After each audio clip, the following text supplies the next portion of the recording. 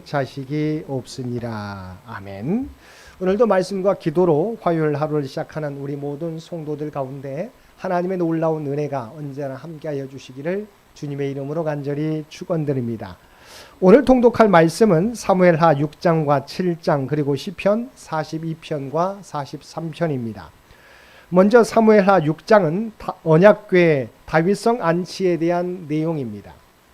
5장에서 통일 이스라엘 왕으로 즉위한 다윗은 두 번에 걸친 블레셋과의 전쟁에서 승리를 거둠으로써 나라의 독립을 이루고 또 예루살렘을 정복하여 이곳을 통일 이스라엘의 새로운 수도로 삼음으로써 정치 군사적으로 안정을 찾게 되었습니다.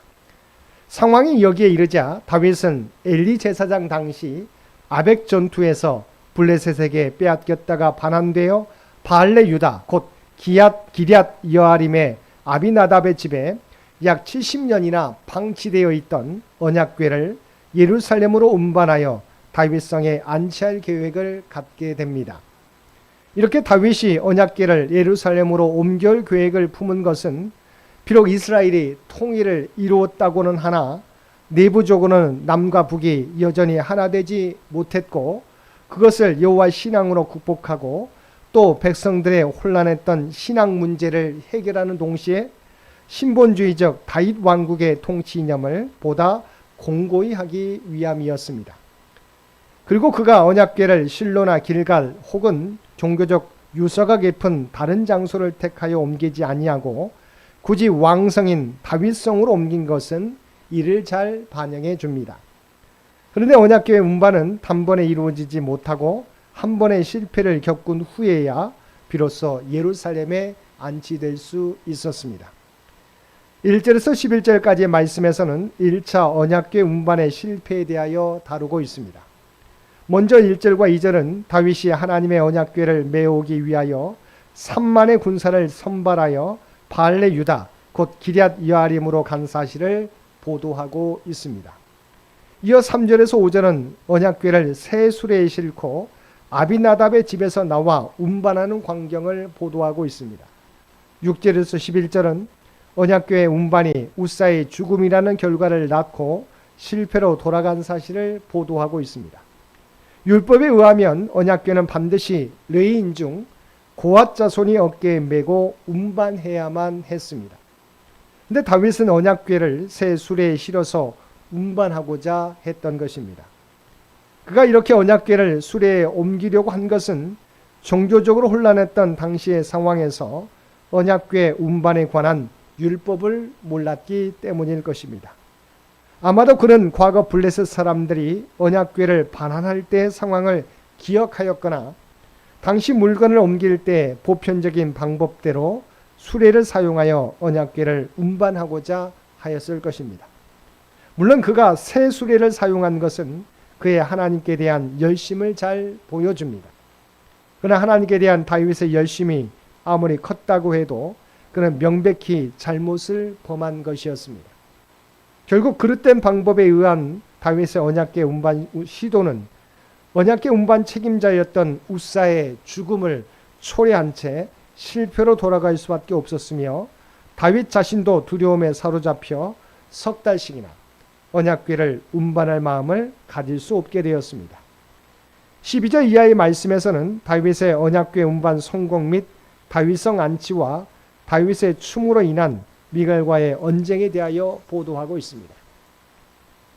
먼저 12절에서 15절은 여호와께서 언약궤로 인하여 그것을 보관하고 있던 오벳 에돔의 집에 복을 주셨다는 소식을 들은 다윗이 다시금 하나님이 정하신 방법에 따라 언약궤를 다윗성으로 메어온 사실을 보도하고 있습니다.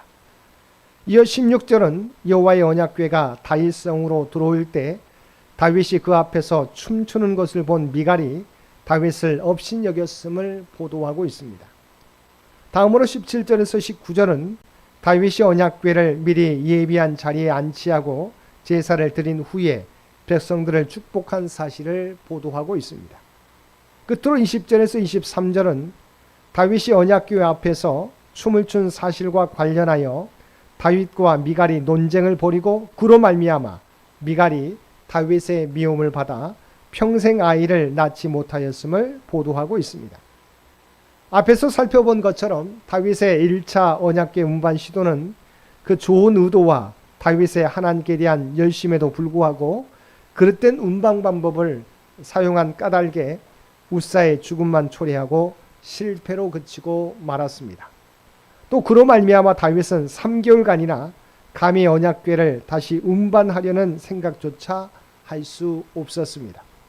그러나 신본주의 왕정을 펼치려는 다윗에게 있어서 하나님과 이스라엘이 맺은 언약의 상징인 언약궤의 다인성 안치는 반드시 실행해야 할 일이었습니다.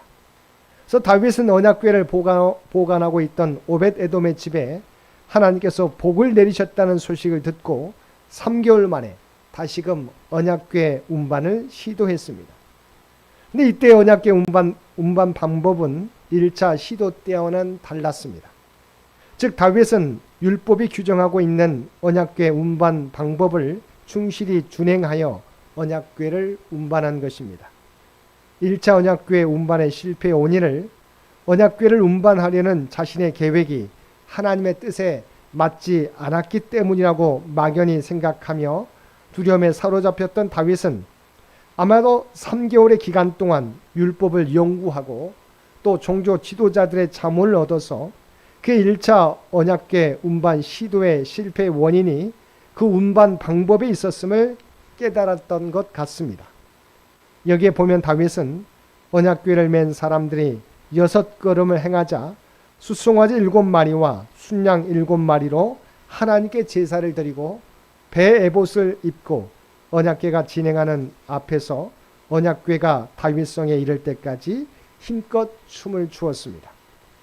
그의 이런 행위는 백성들이 왕의 주기를 축하하는 의식과 같은 것으로서 다윗이 하나님을 신정왕국 이스라엘의 진정한 왕으로 모심을 나타내는 상징적 행동이었다고 볼 수 있습니다. 다윗은 이때 언약궤를 다윗성으로 메어오면서 몇 편의 시를 지어 불렀는데 그 중에 백미가 시편 24편입니다.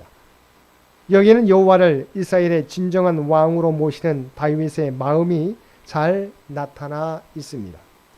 한편 사울의 딸 미갈은 다윗이 언약궤 앞에서 춤을 추는 행위를 이해할 수 없었습니다. 그녀는 다윗의 행위를 백성들 앞에서 주태를 부리는 것으로 이해하였습니다. 그녀는 하나님과 다윗의 관계를 이해하지 못한 것입니다. 그래서 다윗의 행위를 보고 마음속으로 멸시한 데 이어서 다윗을 향하여 직접적으로 비난을 가하였습니다. 결국 이로 인해서 미갈은 다윗이 자기 목숨을 걸고 얻은 첫 번째 부인이자 사울의 딸로서 이스라엘의 일치를 위해서 다윗이 필요했던 인물임에도 불구하고 다윗의 미움을 받아 평생 자녀를 낳을 수 없었습니다. 7장은 다윗 언약 체결에 대한 내용입니다. 1절에서 3절까지 말씀에서는 다윗이 나단 선지자에게 하나님의 전 건축 의지를 피력합니다. 다윗은 여호와께서 사방의 대적을 파하심으로 정치적 안정을 찾게 되자 나단 선지자에게 하나님의 성전 건축 의지를 피력하였습니다.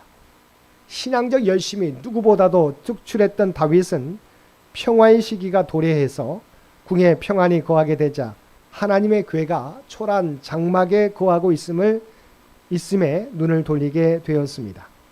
그래서 그는 평화의 시기를 이용해서 하나님의 전을 건축하고자 한 것입니다. 나단 선지자는 다윗의 이러한 계획을 듣고 하나님께 묻지 않고 즉시 그 계획에 찬동하였습니다. 나단이 생각하기에 하나님의 성전을 짓겠다는 다윗의 계획은 하나님을 위한 선한 것이므로 하나님도 기뻐하시고 허락하실 것으로 생각한 듯합니다. 그러나 언약궤 운반의 경우에서 보듯이 뜻이 좋다고 모두 하나님께 합당한 것은 아니었습니다. 하나님의 뜻은 인간의 뜻과는 전혀 다를 수 있습니다. 결국 나단은 다음날 다윗에게 하나님의 성전 건축 불호의 뜻을 전해야만 했습니다. 4절에서 17절까지의 말씀에서는 하나님께서 나단 선지자를 통하여 주신 성전 건축과 다윗 가문의 영원한 왕권에 대한 하나님의 축복 언약에 대하여 보도하고 있습니다. 하나님은 우선 다윗의 성전 건축 계획을 반대하셨습니다. 즉 하나님은 성전 건축의 불필요성을 시사하면서 다윗에 의한 성전 건축이 하나님의 뜻이 아님을 분명하게 밝히셨습니다. 물론 하나님은 다윗의 성전 계획을 완전히 폐기하신 것은 아니었습니다. 하나님은 다윗에 의한 성전 건축은 반대하시되 다윗의 후손으로 하여금 성전을 건축하게 하겠다고 말씀하셨습니다. 그리고 다윗이 하나님께 대한 열심으로 성전을 건축하고자 한 마음을 기뻐하시며 그에게 다윗 왕권에 대한 놀라운 언약을 주셨습니다. 이처럼 하나님께서 다윗에게 주신 언약을 소위 다윗 언약이라고 부르는데 그 구체적인 내용은 다음과 같이 5가지로 요약됩니다. 첫째는 다윗을 이스라엘의 주권자로 삼고 그의 이름을 존귀케 만들어주며 사방의 대적에게서 벗어나 평안케 하여 주시겠다는 것으로 다윗 개인의 영광과 이스라엘의 평안에 대한 약속입니다. 둘째는 다윗으로 왕조를 이루게 하고 그의 나라를 영원히 경고케 하시겠다는 것입니다. 셋째는 다윗의 후손으로 여호와의 이름을 위해 성전을 건축하게 하시겠다는 것입니다. 넷째는 다윗의 후손은 여호와의 아들이 되고 여호와는 그의 아버지가 되시겠다는 것입니다. 마지막 5째는 다윗의 후손이 범죄하면 징계는 하시되 위는 빼앗지 않으시겠다는 것입니다. 이러한 내용의 다윗 언약은 1차적으로는 성전과 다윗 왕권에 관한 것입니다.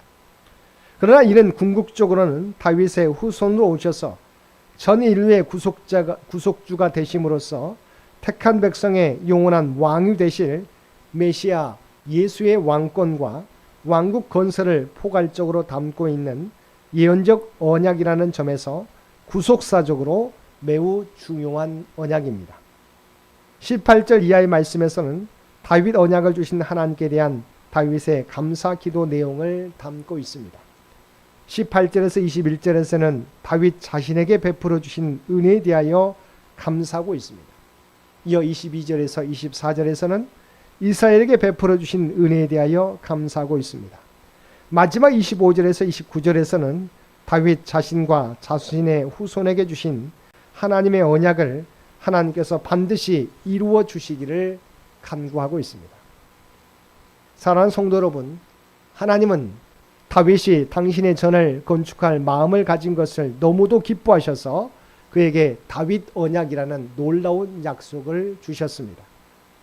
이처럼 하나님께서는 당신을 위하는 자에게 놀라운 축복으로 갚아 주십니다. 그러므로 삶의 우선순위를 하나님께 두는 저와 여러분들 되시기 바랍니다. 우리가 먼저 그의 나라와 그의 의를 구할 때 하나님께서 우리에게 필요한 모든 것으로 채워주실 것입니다. 오늘도 하나님께서 우리의 모든 행위를 아심을 기억하고 먼저 그의 나라와 의를 구하며 살아가는 저와 여러분 모두가 되시기를 주님의 이름으로 간절히 축원드립니다. 함께 기도드리겠습니다. 사랑과 은혜가 충만하신 아버지 하나님, 하나님께서는 하나님 나라와 주님의 몸된 교회를 사랑하는 우리의 중심을 보시는 줄 믿습니다. 비록 다윗이 그의 생애에는 성전을 짓지 못했지만 하나님께서는 다윗의 성전 건축의 꿈을 그의 후손을 통해서 이루어 주셨습니다. 그리고 다윗 언약을 그에게 허락해 주셨습니다. 하나님 나라와 주님의 몸된 교회를 향한 우리의 기도와 봉사와 헌신도 하나님은 아시는 줄 믿습니다. 열매가 더디 이루어질지라도 낙심하지 않는 저희들 되게 하여 주시옵소서. 오늘도 이 나라와 이 민족을 긍휼히 여겨 주시고 하나님의 뜻 가운데서 인도하여 주시기를 원합니다. 100주년을 준비하며 나아가는 창현재단을 기억하여 주시고 하나님의 계획과 뜻이 주의 백성들을 통해서 이루어지게 하여 주시옵소서. 또한 올로 장로님과 연로하신 권사님 모든 주의 백성들을 눈동자와 같이 지켜주시고 보호하여 주시기를 원합니다. 특별히 환우들 가운데 하나님 놀라운 치유와 회복의 역사를 나타내 보여주시옵소서. 물질적으로 경제적으로 어려움 당하는 주의 백성들을 아시지요. 아버지 하나님, 그들에게 필요한 은혜를 날마다 풍성히 부어주시옵소서. 사랑원의 자녀손들 아버지 하나님 믿음을 잃어버리지 않게 도와주시고 믿음의 장성한 분량까지 자라갈 수 있는 귀한 자녀들 되게 하여 주시옵소서. 그들에게 꿈과 비전을 주신 줄 믿습니다. 그들이 최선을 다하여 준비하게 될 때 아버지 형통의 역사를 허락하여 주시옵소서. 또한 시험 결과를 기다리는 사랑하는 자녀들도 있습니다. 아버지 하나님 가장 좋은 곳으로 허락하여 주시옵소서. 오늘 또 우리에게 복된 하루를 허락해 주신 것 진심으로 감사드립니다. 날마다 주님과 동행하는 우리 모두가 되게 하여 주옵소서. 또한 이 땅에서 살아가지만 우리가 하나님의 부름받은 백성이라고 하는 정체성을 잊어버리지 않게 하여 주시옵소서. 또한 우리의 삶의 자리에서 아버지 하나님 그리스도의 아름다운 향기와 선한 영향력을 날마다 나타내며 살아가는 우리 모두가 되게 하여 주옵소서. 오직 우리의 구별된 삶을 통해서 하나님의 뜻과 영광이 나타나는 주님의 도구들 모두 되게 하여 주옵소서. 이 모든 간구 우리를 구원하여 주신 예수님의 이름으로 간절히 기도드리옵나이다. 아멘.